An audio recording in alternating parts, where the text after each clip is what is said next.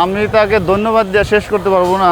সে তো কীভাবে পারলো আমি অবাক। 4-5টা গরু, 2টা মহিষ, ছাগল আরও বাড়ি বাসায় আছে। সে কিভাবে পারলো আমি আসলে তাদের ধন্যবাদ দিয়ে শেষ করতে পারবো না। সব কিছু মেনটেন করেছে। আমার 2টা মেয়ে, একটা মেয়ে কলেজে পড়ে, একটা মেয়ে এসএসসি দিবে, আর একটা ছেলে 7-এ পড়তেছে। না, এটা হলে কিছু মানুষের হলে এটা এই কারণেই বাংলাদেশ পিছিয়ে থাকে। এটা বলা ঠিক না আমার থেকে। আমি সব সময়ের জন্য আমার ওয়াইফরে আমি সাপোর্ট দিয়ে আসতেছি। তোমার যেটা ভালো লাগে সেটা করো। অবশ্যই 2জনের সাপোর্ট না হলে তো ধরেন আগানো সম্ভব না। জি জি জি।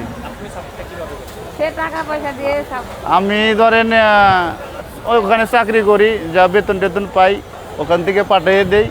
আমরা তো একটা রেমিটেন্স দুধ যা বাংলাদেশের জন্য অনেক কিছু এই জায়গায় অনুদান আছে বাংলাদেশের জন্য।